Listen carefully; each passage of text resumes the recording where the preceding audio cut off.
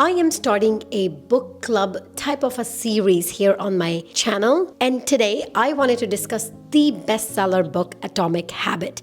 If you have never read that book, I would highly recommend you check that out because I truly believe over this years until this date, I implement Atomic Habit principles, framework, whatever you want to call it, every single day in my life. And that is truly helped me to not only make a decision at the age of 35 to change my life and also sticking to all the habit that is helping me to shape my life for better.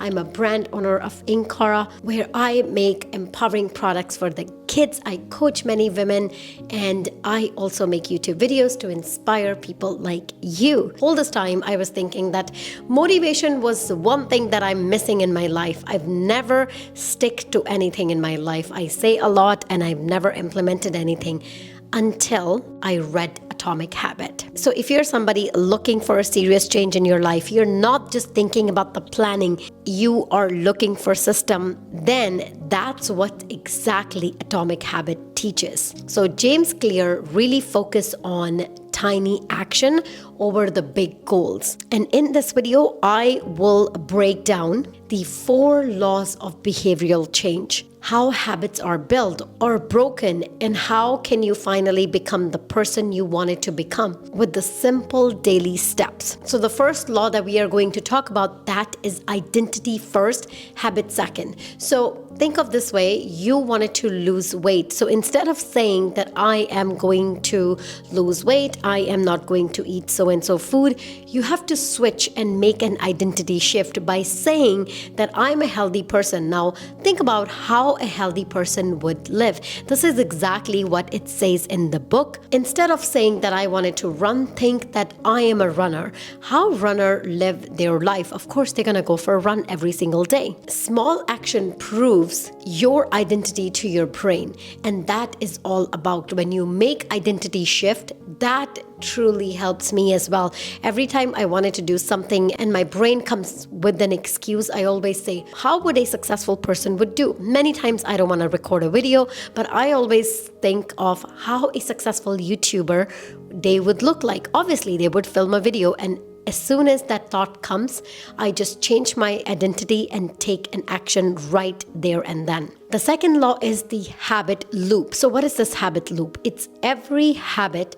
has a loop. If you think about it, it starts with your cue, craving, response, reward. So cue is you are feeling bored.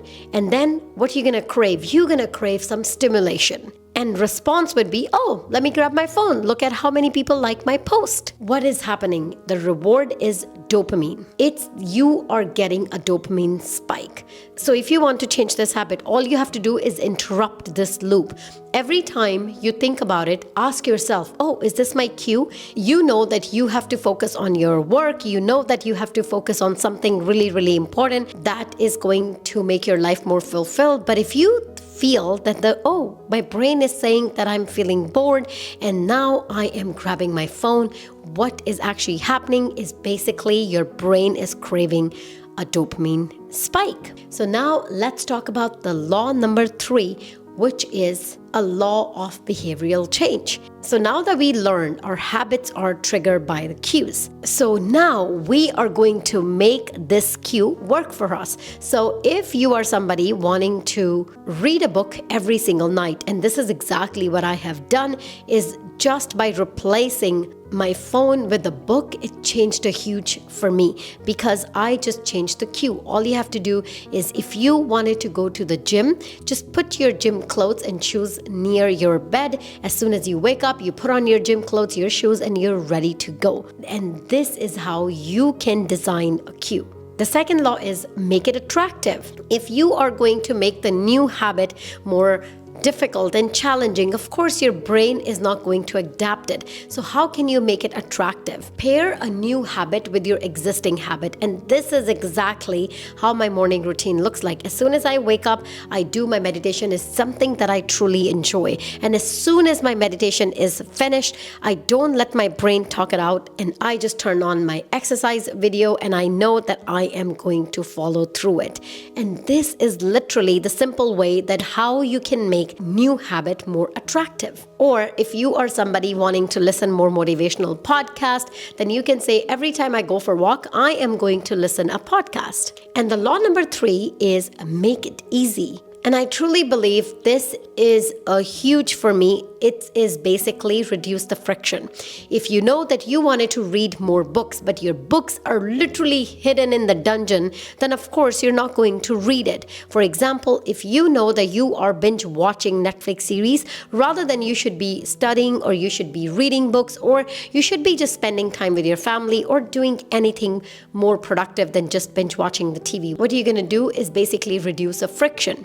Keep a book that is more accessible to you, or stick with the 2-minute rule. If you know that you just not a huge fan of reading books, you're just not somebody that wanting to do a workout right now, just create a 2-minute rule, meaning that you are going to do that thing for only 2 minutes, which is so easy. 2 minutes is literally nothing. So all you're doing is you're removing the decision fatigue, because with the 2 minutes, it's so hard to fail because it's only 2 minutes. And the 4th law talks about it, make it simple. When we get the reward, we are more likely to repeat it. And the best way to do is at a habit tracker.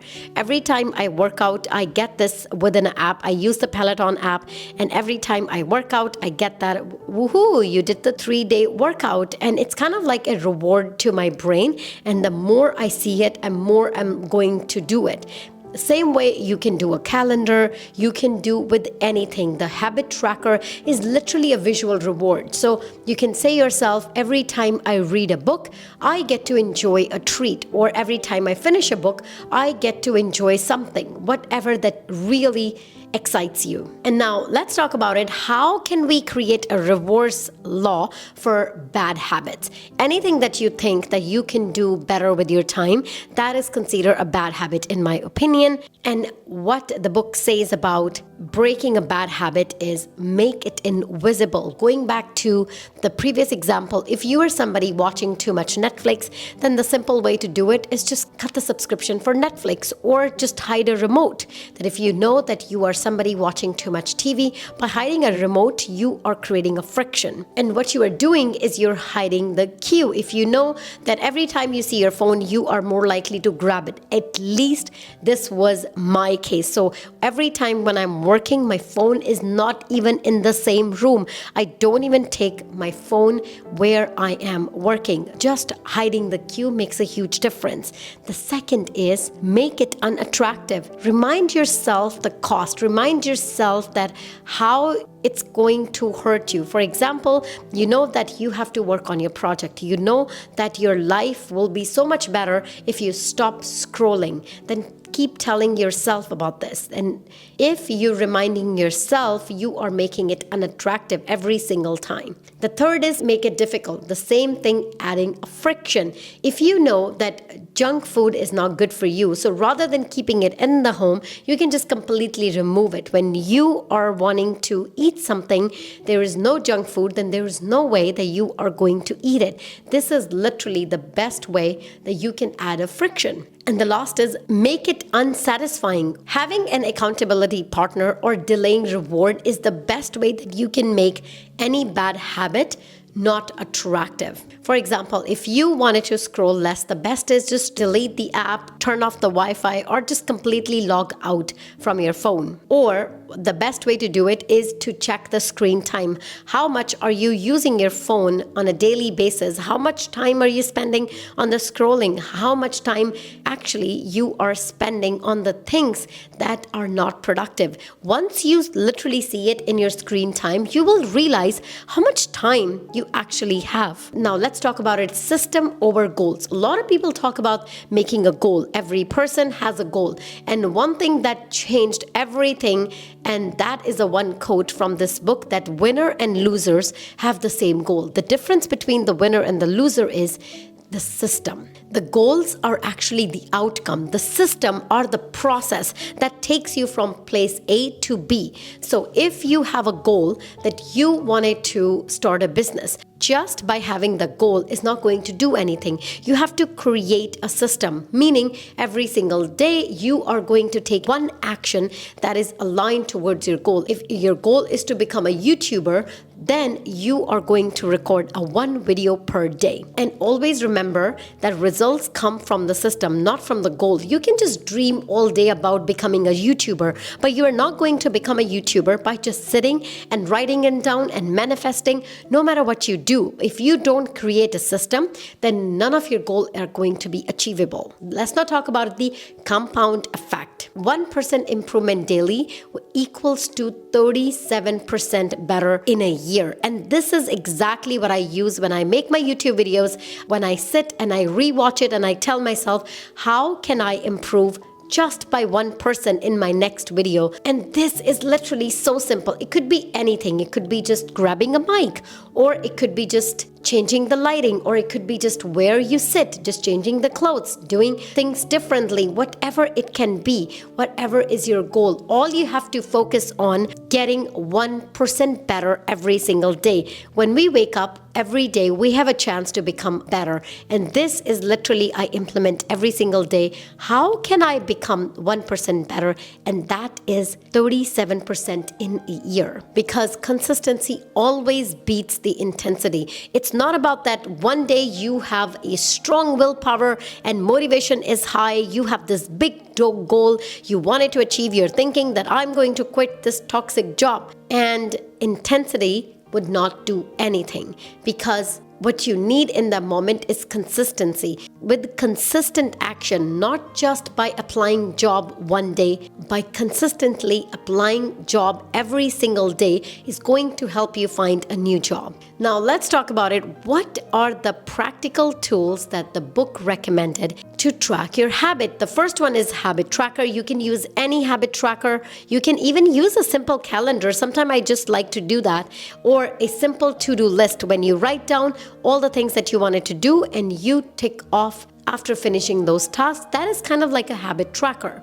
The second is habit stacking. I am a firm believer of adding new habit to your existing habit, whatever habit that you enjoy. As soon as I finish my morning coffee, I am going to read a book. It could be just 1 page. And create a reward ritual. I'm a firm believer. Every time I finish a book, I reward myself by buying a new book. Or you can say every time you finish that task, you get to scroll for 15 minutes. Whatever you wanted to do it, but I truly believe creating a reward ritual is really great. And use a visual cues. So if you are somebody always keep forgetting to eat your vitamins, the best way to do it is keep it next to your workstation or put it in your bag where you think that you are going to see it more often. When you create a visual cues, you are more likely to do that thing. And last is adding accountability partner. It could be anyone. If you have a one goal, I want you to write down in the comment section now, and then we can hold each other accountable for the one thing. And that's how you create accountability partner. It could be your friend, it could be just a community here, like I said, or it could be just somebody that you go gym with. James Clear said that you don't rise to the level of your goal, you fall to the level of your system. If you start small, you are more likely to stay consistent, because at the end of the day, it's not about the habit, it's about the identity, and that shapes your future. If you want to learn how to build a discipline, then you are going to enjoy this video, and please don't forget to share this video with anyone that you think are going to benefit from this video. Thank you so much for watching.